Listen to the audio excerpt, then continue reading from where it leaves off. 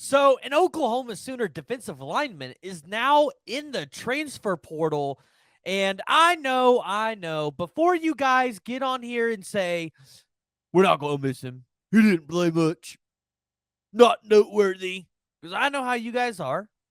No, this actually is a loss because the Oklahoma Sooners need depth at the defensive line. And they don't just need depth, they need experience depth. And that's what Kori Roberson was able to provide to the Oklahoma Sooners.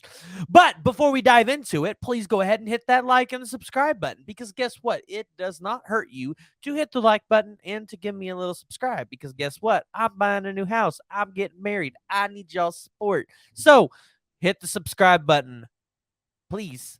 Okay, on to the video.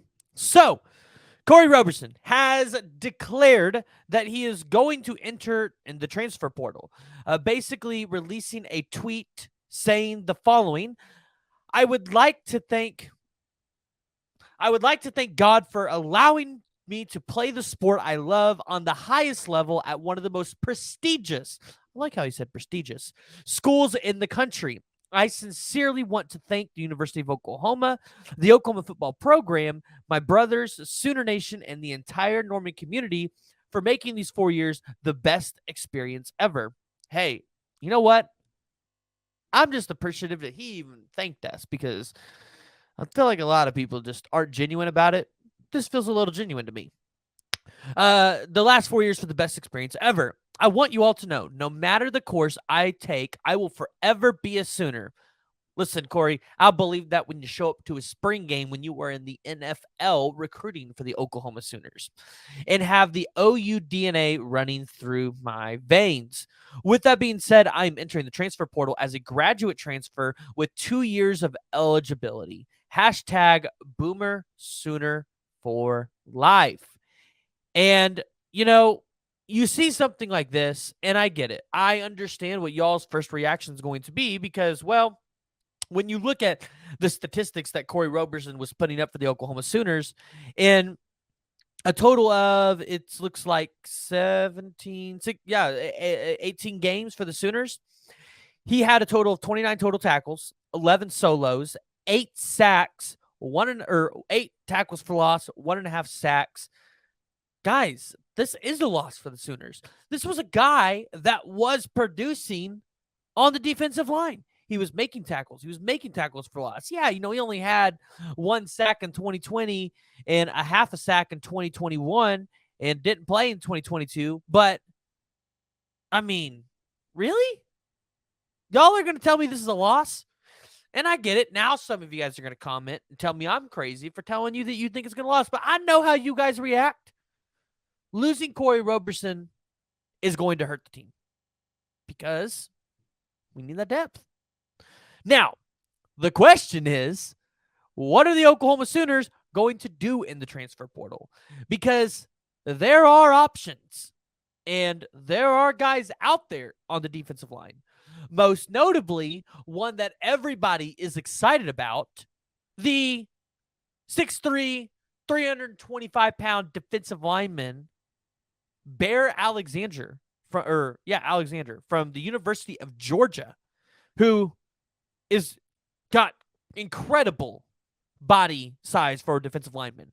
I mean, he came into college football ready to play college football at that size. And, well, as a junior, he helped get, I believe it was, let's see here. I believe it was Denton Ryan. He helped because he had to sit out a year. Due to transfer rules. So he helped lead Denton Ryan to a 5A Division I state championship. All on defense. Yeah, this is a guy that could come in for you and definitely play that nose tackle position, where right now you've got Ashton Sanders, Isaiah Coe. It's probably about it. So you'd like to have a little bit more depth there. Now, again, didn't really produce a whole lot in his first season with Georgia, and the kid has moved around, right? So in 2018, he was the Texas A5 Division II Defensive Newcomer of the Year as a freshman at Terrell, Texas. I'm assuming it was a Terrell High School.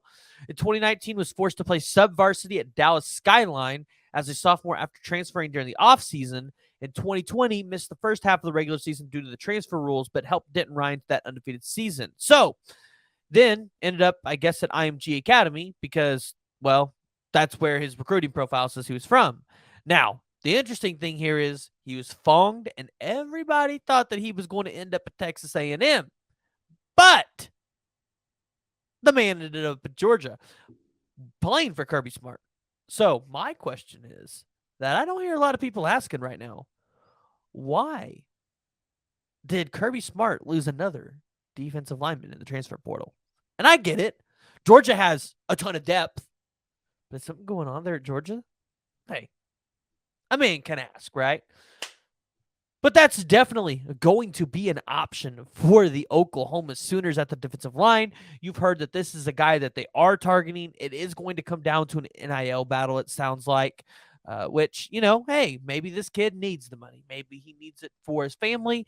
I'm not here to judge him. But it does sound like it's going to come down to an NIL battle. Sounds like it's USC, Oklahoma, Texas A&M. He is from Texas, so maybe those Texas schools do have a little bit more of a chance here. There are other defensive linemen, though, in the portal that might be takes for Oklahoma. One of them I look at that I personally like is Jeffrey Imba from Auburn. Jeffrey Imba is a guy that I think could come in and play significant minutes at 6'6", 305 pounds. Yeah, he was really good. No, he was a JUCO prospect, though, so let's keep that in mind. But he was the number 1 JUCO prospect in 2021. And then I don't think Oklahoma really needs to get more guys on the edge. I think you're pretty good there, hence why they moved Jonah Laulu from the edge over to the interior because, well, you've got a 5-star in PJ Adebayor out there, and then, you could afford to shift some of those guys in. But Temple, they had a couple guys into the portal, and I get it. They aren't the sexiest names. They don't have those stars. Temple plays good defense consistently. Those might be guys to look at. Don't get me wrong. The Oklahoma Sooners, they are going to take guys in the transfer portal. There might still be guys that are going to hit the portal that you and I don't know about that they do. Just saying. We've been waiting for these Texas A&M guys to hit the portal. Levius Overton, Walter Nolan, maybe one of them hit the portal. I don't know. We'll just have to keep an eye on those situations as they pan out. But, guys, if you haven't already, please go ahead and hit that like and the subscribe button. Let me know what you guys are thinking down in the comments below.